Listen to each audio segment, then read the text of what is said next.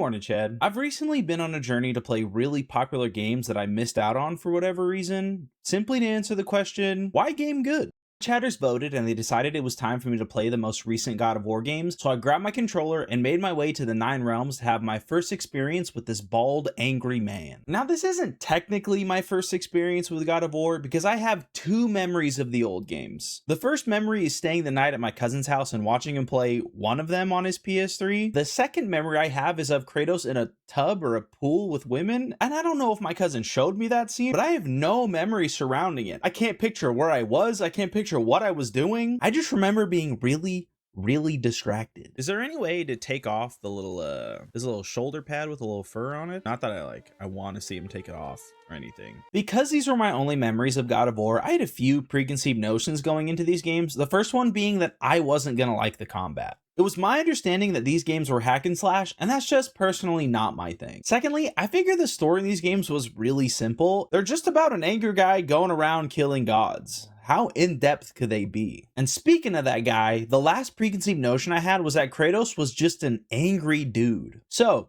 were these games able to change my mind? The combat in this game was much deeper than I anticipated. I expected the mindless mashing that's usually associated with beat 'em ups, and there is some of that, but most of the game isn't. Hitting stuff in this game was so satisfying. I don't know if it's just the brutality of it or how the weight of every single blow made you actually feel like a God of War, but I couldn't get enough of this combat. Oh, yes! Yes! Mimir Blast! Mimir Blast is so funny. Easily the pinnacle of the combat in these games are the optional Valkyrie and Berserkers. When I play these games, I play them completely blind, so I was shocked on my first encounter with one of these bosses. So sorry, I'm not talking very much. I giggle locked in. Some of them were underwhelming. Well, I'm glad we did this one then, because that was really easy. Okay, is second try just as impressive? Is it? Please tell me. Please affirm me and say that second try is just as impressive. But I had such a sense of accomplishment when I beat the actual difficult ones.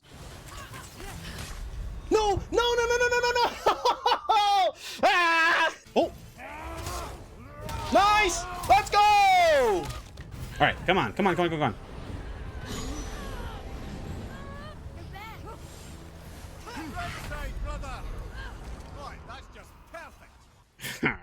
Come on. Nice! Let's go! We did it! It just was the mental reset! We just needed to order Jimmy John's. Let's go! I'm so scared. Don't bully me!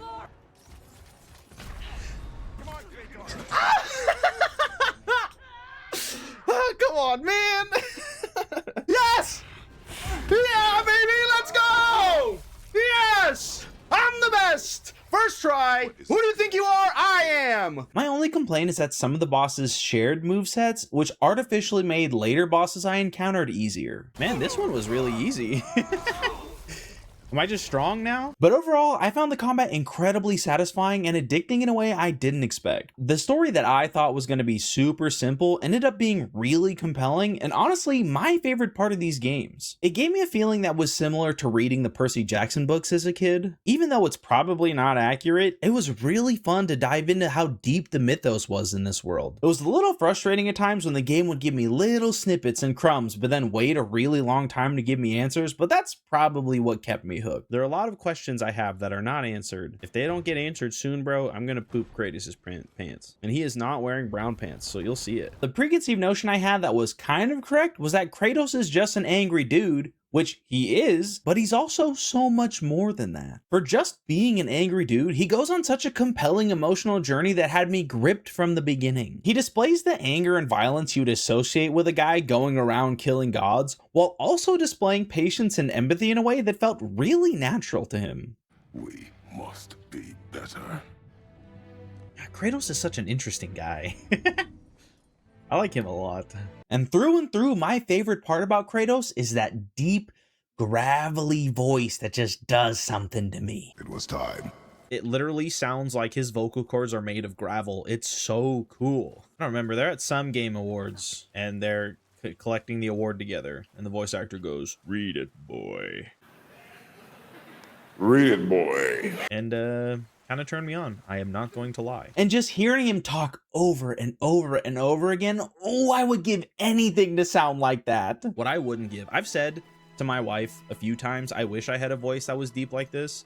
And then she says, no, that's icky, but I'd give anything. So the game ended up changing some of the preconceived notions I had, but more than that, there were some elements I wasn't expecting that blew me out of the water. What's this big lady gonna do to me? Oh no, don't step on me, please. I would hate that. Ooh. Because I've never played a God of War, I had no idea how cinematic the fights in this game are. There was a part of me that wished some of the required bosses were as hard as Valkyrie's, but even though some of the boss fights were weaker by combat standards, they were still epic and satisfying because of how cinematic and large in scope some of them are. Not all of the boss fights are like that, but the ones that were, mwah. I don't know how I expected Kratos to use the claw, but it wasn't jumping up and using it like that. Now, I don't know if this is controversial, but I recall hearing a long time ago that people didn't like Atreus. But honestly, I didn't mind him. He grows on you later, but a lot of people get annoyed with him. You know, I don't mind it at all right now. I just definitely get the vibe that it is something that people would not like. He got annoying in the first game with the arrogant stuff, but that's kind of the point. Enough about Odin and his whole stupid family. All right, Atreus. I do not like you right now. Him disobeying was implemented so well, I was praising the game for turning off my buttons. Wait, what? Is he defying me and not using his arrows? He is! Okay, that's kind of cool. It feels so immersive too, because like I feel the same thing Kratos does, where I'm like, what is happening? They literally took a gameplay feature away, and I'm praising it right now. And I don't know if the people that dislike him realize this, but without Atreus, there's no emotional core to this journey. Kratos doesn't have this satisfying emotional journey of teaching his son and then learning to trust him and then learning to let him go without Atreus being in the game. I will concede that I think his characterization is weaker in this second game, but getting to play as him felt like a really nice change of pace. But apparently, people really hated this section, to the point where some random dude made a petition to have Atreus' section be skippable. The first time you play as Ellie in The Last of Us is also in a snow section. Unoriginal game, 0 out of 10. By the way people talk about Atreus, you'd think he did something as evil as Abby in The Last of Us 2, when he's literally just a teenager. Atreus, what is this pose we're hitting right now, buddy? I personally thought it was really well done how playing as Atreus felt completely different from Kratos. Kratos had these strong, heavy swings with these massive attacks, and Atreus was expectedly much weaker. I'm disappointed in this one. I could see how people might not like that from a power fantasy perspective, but I really liked it. That's not to say though that I think this game is perfect. There were a few things that I didn't like. First of all, no one warned me that this was a horror game. Like, it felt kind of clunky to switch between them in the oh! And away we go. Oh! That actually scared me. You really think so? Oh! Why does this game keep scaring me? While I like the story of the first game and how touching Kratos and Atreus' bond is, I don't like how much of the game feels like sequel bait. I get that it's established early that you're just trying to get Faye's ashes to the top of the mountain, and that is what you do, but you run this story while also being dropped nuggets about other things that are going on that I kind of want to be involved in. I had the benefit of getting to play these games back to back, but I could not imagine being one of the people that played the first game and then having to wait 4 years for all of the setup that they did. And in my opinion, the payoff for all the setup was a little disappointing. The ending of Ragnarok feels very rushed to me. I thought what was going to happen was we start Ragnarok and begin this war that continues on into a third game. Then in the finale, they throw so many things at you, it doesn't even feel like a war, it just feels like one big battle. Odin just felt so disconnected from Kratos, whereas the Baldur story felt really personal. We get told by other people he's doing evil things, but he doesn't really have a connection to Kratos. I think it might have been better if Atreus got kidnapped by Odin instead of going of his own volition. The only thing that Odin does that affects Kratos is killing Brock. I'm talking to you. You never shut up. Oh! What just happened? So has he been Tyr the whole time? So where's the real Tyr? I'm so confused. What's happening right now? In the first game, we at least fought Baldur multiple times. You fight Odin one time and it's over. And speaking of things that the 2018 game did better, The final fight of Ragnarok is a little lackluster. The final fight in the first game was so much more cinematic, and because of how much less cinematic the Odin fight is, it's much more noticeable how easy it was. Throughout the game, I was dying to random enemies, but I didn't die a single time on the final fight. I mean, this is Odin we're talking about. Everybody hyped him up and talked about how unbeatable he is, and I didn't even break a sweat. I'm dead.